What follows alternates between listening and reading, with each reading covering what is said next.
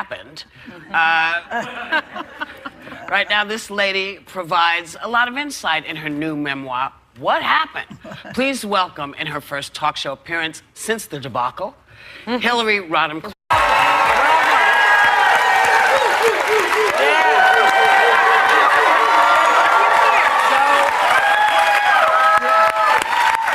So you walked out to Kelly Clarkson. Kelly. Wow. Yeah, Kelly Clarkson Stronger. Which you quote in the book. It's been 10 months since you know. And since the debacle. Oh, boy. So why did you decide to relive all this in the book? That's a really good question. Well, first, I'm really happy to be here. Thank you. Thank you.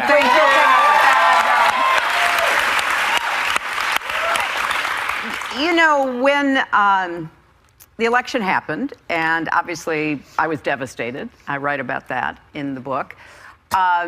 I was doing everything I could to try to occupy myself. I was cleaning all my closets. I was taking long walks in the woods. I was playing with my dogs. I was catching up on sleep. But obviously, my mind was just going like, what happened? Yeah. What happened? And how did it happen? And what could I have done differently? Or what could have happened that didn't happen? Right. And the more I thought about it and started talking to people, that was one of the most common questions people asked me. Yeah. So I said, okay, I'm going to give this my best efforts to figure it out, to be as open, candid, self-reflective as possible. And it was really hard. You know, I decided to do it after the first of the year. And I dove into it, and it was so painful. So I would, you know, write or read research or something, and then I go lie down. And I wanted to pull the curtain back because it wasn't just, in my mind, a story about me and losing an election. It really was a story about our country, a story about resilience, a story about, hey, where do we go from here?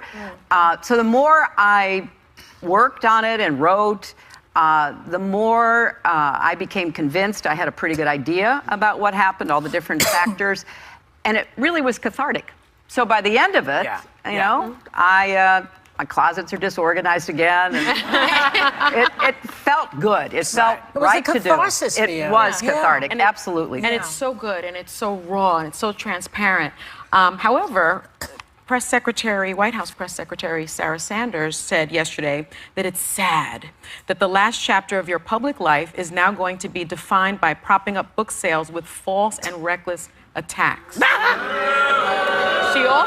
She also said that you ran one of the most negative campaigns in history. What is your response to that? You know, I honestly don't pay much attention to what she says.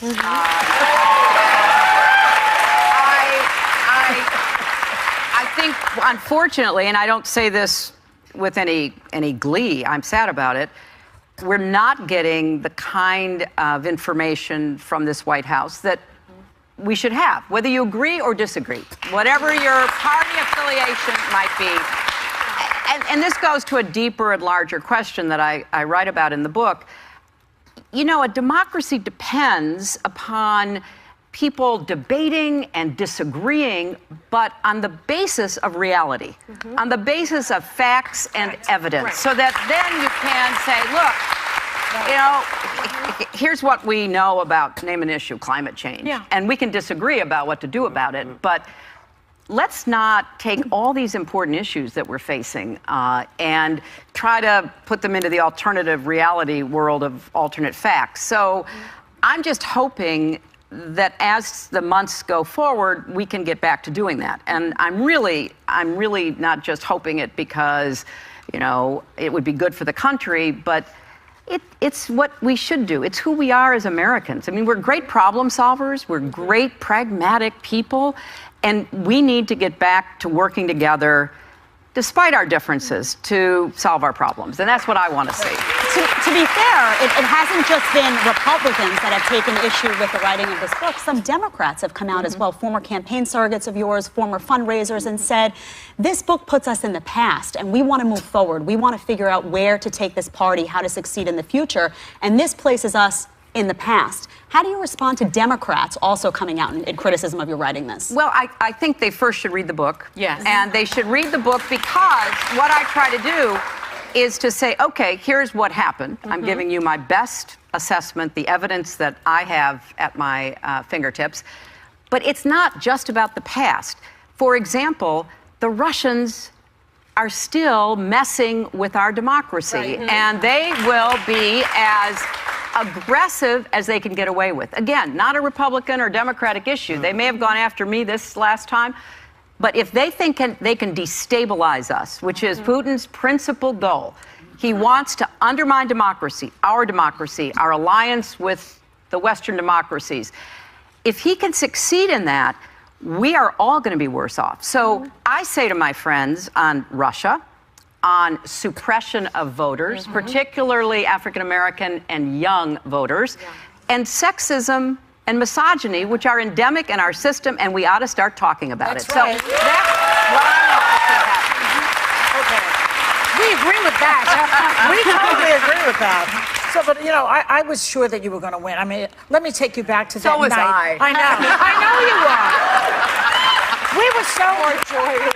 We were talking before about that night when anxiety started to get to me, and I was positive you were going to win. Everyone was, you know. And then when I saw that you weren't, and we showed a picture, I went into mourning. I had a veil. She did. This is not untrue. This is a true I had story. a veil. People were crying. And then it was like at a certain moment we were on the air when I realized that you were not going to win. It was like I felt like I had lost a friend or something. When did you actually connect that point that you were not going to win? Election night. Was there something that happened? Yes. I mean, and I argue in the book, and I am pleased that other independent analysts have reached the same conclusion. I would have won but for Jim Comey's letter on October the 28th. Now, people say, well, you know, but it was, you know, why would it have been so close? We have close elections. I mean, that is kind of the reality of our politics right now. But that stopped my momentum, and it really did cause enough people to move away from me. Some of them moved to Trump, some moved to third parties, some didn't vote, but the net effect was pretty clear. So I thought that I had gotten through it. I knew it hurt. I had no illusions about that. But as you said, Joy, everybody, not just our analysis or our research, everybody was saying the same thing. Trump himself thought you were going to win. His pollsters and he, because they were seeing the same information we were seeing. So it was a shock. I mean, I can't describe it any other way, because what I thought was going to happen is it would be a close, hard-fought campaign, but I would win. And then I was really looking forward to and had thought a lot about what I would do. So it wasn't until that night that it really hit me when some of the results came in that were contrary to what we and everybody else thought. Did you cry? Did Bill cry? No, we didn't cry that night, let me put it that way, because, first of all, I say in the book, and I write really painfully about what happened that night, I felt like I had to, be strong for my family and my friends and my supporters, and I hadn't spent any time thinking about a concession speech, so I had to write one and then go deliver it the next day, and it wasn't until that was over, and Bill and I got into the back seat of, our car and began to drive, that I just felt like, the adrenaline was just gone. I'm going to leave you with something. We're going to come back with more with Hillary, but I'm going to leave you with something that might make you feel better. Democrats have not done back-to-back presidencies since 1948. Yeah. Not since 1948 have there been 8 years of a Democrat and then 8 years of another Democrat. So it might have been other stuff in there as well. Well, one of the first things I talk about in the book, because I really did want to explain kind of pull the curtain back, and whether you're for me or against me or don't care about politics, which a lot of people still don't, despite how important it is, I wanted you to kind of think it through with me. And it's absolutely true that trying to succeed a two-term president of your own party is really difficult. Yeah. Because, you know, But you did win, in fact. well, I won the popular vote. We're going to come back with more from Hillary Rodham Clinton. That was a lot to take into account. Like I said before, make sure to like, share, and subscribe if you're new. I'm going to rebuttal Hillary Clinton point by point. So without further ado, let's get right into it. So the more I worked on it and wrote, the more I started. Absolutely. And it's so good, and it's so raw, and it's so transparent. You know, it's so good, and it's so raw, and it's so transparent that Amazon had to literally delete all negative reviews of the book.